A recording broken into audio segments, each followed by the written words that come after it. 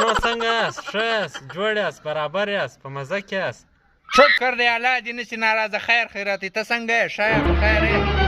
ته څنګه یې؟ ښه یې؟ جوړ یې؟ په خیر یې؟ برابر یې؟ شکر دی الحمدلله. ته ښه یې؟ جوړ یې؟ په خیر یې؟ طبیعت دې برابر دی؟ مېلمنو ته کښېنئ، قرارداد د خپلې ګپې مپې وکئ. دا هم زما انډیوالان دي او ته هم زما انډیوالان یاست. د هلته کښېنئ، ششته خوږې ګپې وکئ. زه به ولاړ سم او چای به درته راوړم. څنګه شریفه یار، زه به چای بندوبست وکړم. ورسه ته چای راوړه. بس ګوره صحیح دی. ګوره دا هم زما مېلمانه دي چې درڅه دیغ نه سي. صحیح دی؟ انشاءالله نه دیږي.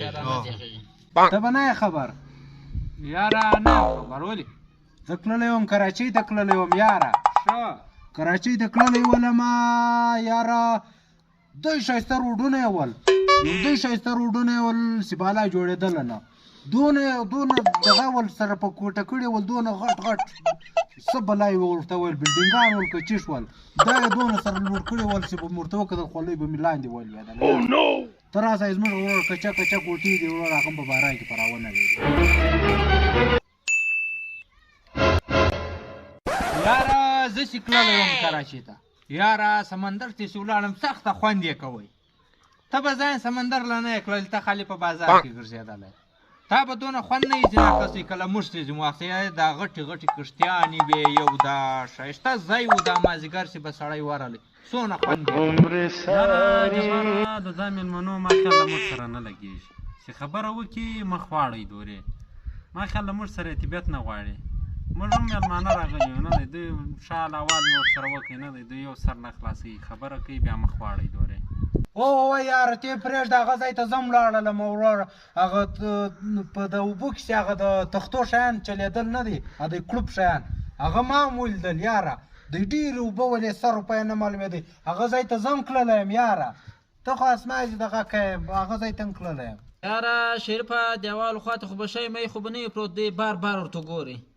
یاره شی خو نه معلومېږي. یاره کوم ځایو ته چې زه تللی یم هغو ځایو له ته نه یې تللی. او بل لاره به ما او تا ګډ ځو، ولې هلته زما شناخت ډېر دی، پېچان مې ستا، بس ما او تا به بل لاره ګډ ځو.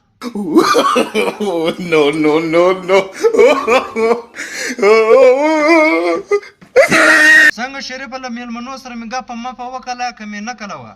یاره چټ ګپه ورسره کوي. موږ چې خبره ورته وکړو که دوی دوه غېږي هم دوی مخ دیواله له واړئ، که موږ خبره ورته کوم دوی مخ دیواله له واړئ، نو دا څنګه ګپه ورسره کوي؟ دا څنګه مېلمانه دي؟ او شریفه یاره ته نه یې خبر. دا غریبانان چې دي دا په دا یوه غوږ باندې دا کاڼه دي، یو په کیڼي غوږ کوڼ دی، یو په دا شي غوږ کوڼ دی. یاره ته ولې د دغو سره ګپه نه کوو یاره؟ یاره دین محمده ګپه به ولې نه ورسره کوو یاره؟ ګپه ورسره کوو، خو ما او دوی لږ په ګپه سره لګیا وو په مجلس باندې. بیا ته ښه خبر یې چې ما او دوی دواړه په یو غوږ کوڼ یو. زما هغه دا شی غوږ کار نه کوي، د دغه دا کیڼی غوږ کار نه کوي. نو چې به ده ګپه راته وکړه، ما به مخ دیوال ته واړولی، دغه ګپه به مې واورېدله چې به ما ورته کوله، بیا به ده مخ دیوال ته واړولی، ده به زما ګپه واورېدله. په دغه وجې دا مېلمانه لږ ګیلهمن دي. بس وزه ته داسې چم وکړئ، دا ځای سره چینج کړئ، څه د نور مېلمنو سره ګپې وکړئ یاره. ته څه کوئ چې د یو بل په غوږو کې سره ګایږئ؟ دین محمده تکلیف مو ورکوه، نه دی اوس خو موږ خبر شو چې دوی دواړه کاڼه دي. اول وار موږ دا سوچ د باو به سوچ اوس په دیوال پسې یو شی شنه تی دی، د موږ سره یې نه لګېږي، کیسه چې شته چې دوی بار دوري ګوري. نه دی موږ اوس خو موږ خبر شو چې به یې کاڼه دي. څه کوي یاره دا خو نو دا دین محمد ټیک راته وویلی. دا ځای چینج کړو یاره، لږ به موږ هم په وسار شو یاره.